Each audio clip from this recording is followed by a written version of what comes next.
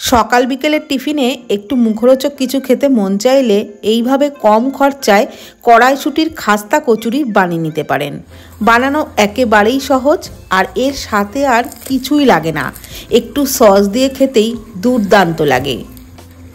কড়াইশুঁটির খাস্তা কচুরি বানানোর জন্য একটা পাত্রের মধ্যে নিয়ে নিলাম 1 বাটি ময়দা, পরিমাণ মতো লবণ দিলাম, হাফ চামচের একটু কম দিলাম চিনি, আর হাফ চামচ মতো জোয়ান হাতে ঘষে দিলাম, তাহলে স্মেলটা ভালো বেরোবে। 3 টেবিল চামচ সাদা তেল দিয়ে ভালোভাবে ময়দার সাথে মিশিয়ে নিলাম। তারপর অল্প অল্প জল দিয়ে ডোটা মেখে নেব। নর্মাল রুটি পরোটার জন্য যেরকম আমরা ডো মাখি তার থেকে একটু শক্ত করে ডোটা মেখে নিলাম। তারপরে এটাকে ঢাকা দিয়ে 10 মিনিটের জন্য রেস্টে রাখবো। ততক্ষণে 1 বাটি কড়াইশুঁটি বা মটরশুঁটি একটা মিক্সির জারেতে নিয়ে নিলাম।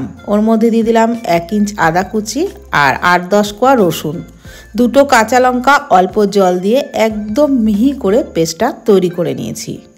ফ্রাইং প্যানে 2 টেবিল চামচ সাদা তেলের মধ্যে 2 পিঞ্চ মতো হিং দিয়ে দিলাম।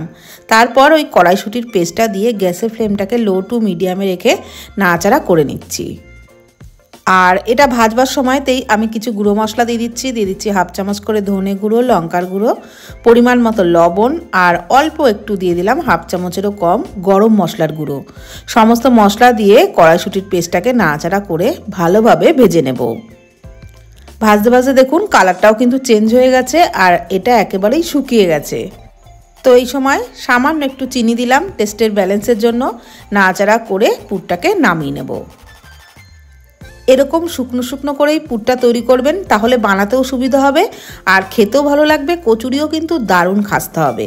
এদিকে যে ডোটা মেখে রেখেছিলাম সেটাও 10 মিনিট পর আবারও হাত দিয়ে একটু ভালো করে মেখে নিলাম। তারপর এর থেকে লেচি কেটে নিচ্ছি। লুচির থেকে একটু বড় সাইজের করেই কিন্তু লেচিগুলো কাটতে হবে। আর এখানে আমি যতটা ময়দা মেখেছিলাম তাতে 4টে লেচি হয়েছে। এবারে এক একটা লেচিকে বেলে নেব।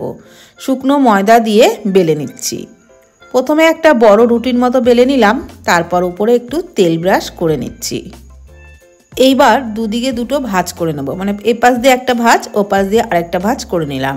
আর তার উপরে আবারও একটু তেল ব্রাশ করে নিচ্ছি। আর তার উপরে একটু শুকনো ময়দা ছড়িয়ে দিলাম। তারপরে আবারও আরেকটা ভাঁজ দিয়ে একটু বেলে নেব আলতো করে। খুব জোরে বেশি চেপে চেপে বেলে নিই, আলতো হাতে বেলে আবারও একটু তেল ব্রাশ করে নিলাম ওপর থেকে, আর একটু শুকনো ময়দা ছিটিয়ে দিলাম। এইবার রোলটা করে নিতে হবে। তো এইভাবে কচুরি বানালে কচুরির মধ্যে কিন্তু অনেক লেয়ার হবে, আর কচুরিও দারুণ খাস্তা হবে। রোলটা করে নেওয়া হয়ে গেলে একটা ছুরি দিয়ে মাঝখানটা কেটে অর্ধেক করে নিলাম, মানে এই এক একটি লেচিতে কিন্তু 2টো করে কচুরি হবে। এবারে ওই এক একটি লেচি আবারও একটু শুকনো ময়দা দিয়ে ছোট করে বেলে নিলাম। এবার কিন্তু আর বেশি বড় করে বেলতে হবে না। এবারে লুচির মতো ছোট সাইজের করে বেলে তার উপরে ওই কড়াইশুঁটির পুরটা বেশ খানিকটা পরিমাণে দিয়ে দিলাম। তারপরে এইভাবে মুখটা বন্ধ করে দিচ্ছি।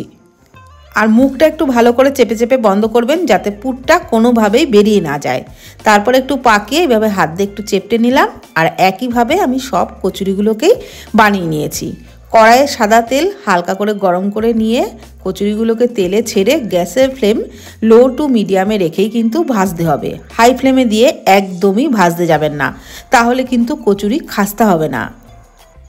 আর ভাজবার সময় এইভাবে ওপর থেকে একটু তেল ছিটিয়ে ছিটিয়ে দেবেন, তাহলে কচুরিগুলো সুন্দর ফুলেও উঠবে।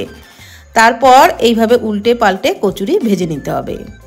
একটু টাইম নিয়ে কিন্তু অবশ্যই করে ভাজতে হবে। যেরকম সিঙ্গাড়া ভাজি আমরা, সেরকমভাবেই এটাও ভাজতে হবে, তবেই কিন্তু সিঙ্গাড়ার মতনই খাস্তা হবে। তবে এই কচুরিগুলো সিঙ্গাড়ার থেকেও বেশি খাস্তা হয়। একবার এইভাবে বানিয়ে দেখবেন, খেতেও কিন্তু দুর্দান্ত লাগে।